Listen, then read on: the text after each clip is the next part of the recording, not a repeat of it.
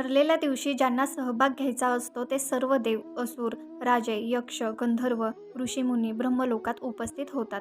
त्यांच्या कृत्यावर लक्ष ठेवण्यासाठी त्रिदेव तिथे सज्ज होतात. आव्हानाचं नेतृत्व नारद मुनी करत होते. इंद्राचा ऐरावत संपूर्ण रथामध्ये शोभून दिसत होता. अनेक राजांनी इंद्राची तयारी पाहूनच माघार घेतली. गौतम मुनी सुद्धा तिथे सहभाग घेऊन वाट पाहत होते. थोड्याच वेळात अहिल्या सुंदर तयारी करून लाल साडीत हातात कमल पुष्पांची माळ घेऊन येते आणि दुसरी माळ एका सोनेरी ताटात ठेवलेली असते.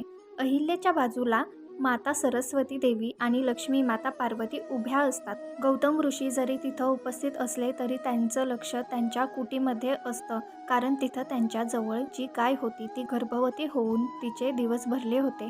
त्यामुळे त्यांचे बरेच लक्ष तिथे होते. त्यांच्या योगमायेने ते तिच्यावर लक्ष ठेवून होते. अहिलेला पहिल्यांदा लाल वस्त्रात, सुवर्ण आभूषणात आणि इतकं सुंदर नटलेलं पाहून इंद्र तिच्या प्रेमात खूप खोलवर गेला होता.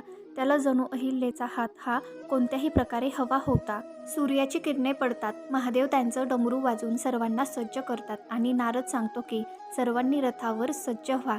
सर्व इच्छुक आपल्या रथावर बसतात आणि बाकी ऋषीमुनी त्यांच्या सिद्धीनुसार हवेत तरंगायला सुरुवात करतात.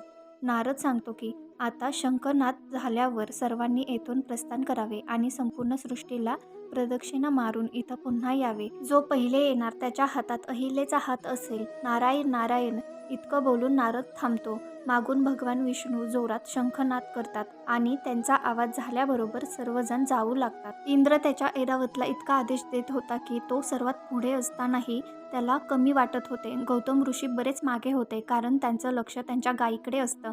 अनेक असुर तर इंद्राचा वेग पाहून आपला पराजय स्वीकार करतात. गौतम ऋषींच्या गायीला प्रसव वेदना सुरू होतात. तिच्यावर संपूर्ण लक्ष असल्यामुळे गौतम ऋषी ते आवाहन सोडून त्यांच्या आश्रमात जातात. तिथं गेल्यावर ते त्यांच्या गायीला हात जोडून प्रदक्षिणा घालतात आणि बोलतात की हे गोमाते, तुला ह्या परिस्थितीत सोडून मी स्वयंवर करण्यासाठी गेलो, म्हणून मला माफ कर माते, मला माफ कर, असं बोलून ते प्रदक्षिणा पूर्ण करतात आणि त्यांच्या शिष्यांना बोलावून गोमातेची प्रसूती करतात. गोमातेने एका सुंदर वासुराला जन्म दिलेला असतो. प्रसूती झाल्यामुळे गोमाता खूप थकलेली असते. तिच्या वासराला चाटून ती त्याला स्वच्छ करते आणि खाली बसते. गौतम ऋषींनी आव्हानातून माघार घेतल्यामुळे इंद्र खूप आनंदी असतो, कारण त्याचा अजून एक स्पर्धक कमी झालेला असतो. इथे गौतम ऋषी आईची सर्व व्यवस्था लावून ब्रह्मलोकात जातात. त्यांना पाहून सर्वांना आनंद होतो. गौतम ऋषींनी सर्वात आधी फेरी पूर्ण केली म्हणून सर्व देवी देवता त्यांना अभिनंदन करायला येतात, पण गौतम ऋषी त्यांना तिथंच थांबवतात. गौतम ऋषी सांगतात की सर्व देवी देवतांना माझा नमस्कार असो.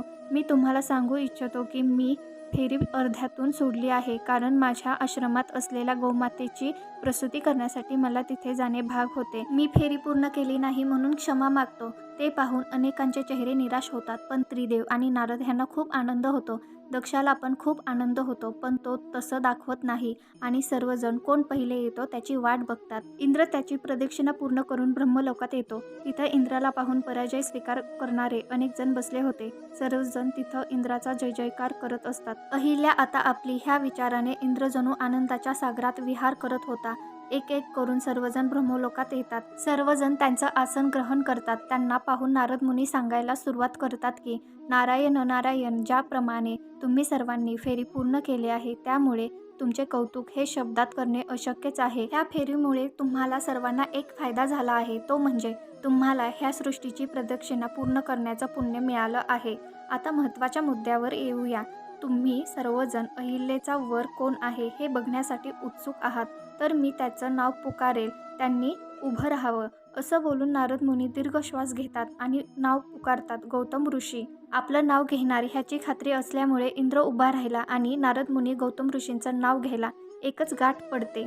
ते पाहून संतप्त इंद्र बोलतो की मुनीवर, आपल्याकडून काहीतरी गल्लत होत असावी, कारण मी इथं पहिले आलो आहे. गौतम मुनी उभे राहतात आणि ते सुद्धा आश्चर्यचकित होऊन बघतात की हे कसं काय शक्य आहे. त्यावर नारद मुनी सांगतात की हे देवांनो, मी माझ्या मतानुसार निर्णय केला आहे. गौतम ऋषी त्यांच्या गायीची प्रसूती होत असताना तिला प्रदक्षिणा करत होते आणि शास्त्रात सांगितल्याप्रमाणे प्रसूती होणाऱ्या गायीला प्रदक्षिणा मारणे म्हणजे संपूर्ण सृष्टीला प्रदक्षिणा मारणे होय. त्यावर इंद्र बोलतो की त्यांनी तर मध्येच ह्यात माघार घेतली होती ना. हे ऐकून नारद मुनी सांगतात की इंद्रदेव, तुम्ही तुमच्या शक्तीने प्रदक्षिणा पूर्ण केली आणि गौतम ऋषींनी त्यांच्या युक्तीने. जर माझं मत किंवा निर्णय मान्य नसेल तर आपण त्रिदेवांकडे विचारणा करावी. हे पाहून इंद्र विचारतो, हे त्रिदेव, आपणच आमच्या शंकेचं निरसन करावं, कारण ब्रह्मलोकात तर आता अशक्य गोष्टी शक्य होत आहेत, ज्यांची आम्ही कल्पना पण केली नव्हती. हे ऐकून ब्रह्मदेव बोलतात की, हे इंद्रदेव, इथं जे होत आहे त्यामागे काहीतरी तर्क आहेत. आणि इतकं बोलत असतानाच श्री गणेश तिथं प्रकट होतात. सर्व देवी देवता श्री गणेश यांना वंदन करतात. श्री गणेश नारद मुनींकडून सर्व परिस्थिती जाणून घेतात आणि त्यावर श्री गणेश बोलतात की, इंद्रदेव, आपण जर शक्य आणि अशक्य गोष्टी कोणत्या हे ठरवत असाल तर बाकी देवांनी काय करावं? ह्यावर काय उत्तर द्यावं हे इंद्रदेव यांना सुचत नाही आणि ते शांत बसतात. त्यांचा राग त्यांना काही सुचू देत नाही. त्यावर नंतर विष्णुदेव सांगतात की, अहो इंद्रदेव, विसरू नका की श्री गणेश ह्यांचा विवाह कसा संपन्न झाला होता. शक्तीपेक्षा युक्ती कधीही श्रेष्ठ असते. विष्णुदेवांचं हे उत्तर ऐकून सर्वांच्या शंकेचं निरसन होतं. गौतम ऋषींना अहिल्याचा वर म्हणून घोषित केलं होतं. खूप थाटामाटात अहिल्या आणि गौतम ऋषी ह्यांचा स्वयंवर सोहळा पार पडतो. त्या सोहळ्यात पण इंद्राच्या चेहऱ्यावरचे रागाचे भाव सहज दिसून येत असतात. इंद्राला फक्त अहिल्या हवी होती, फक्त अहिल्या. अशाच छान छान वेगवेगळ्या कथा ऐकण्यासाठी आपल्या स्वामी समर्थांची कृपा चॅनेलला नक्की लाईक, शेअर, सबस्क्राईब करा. धन्यवाद.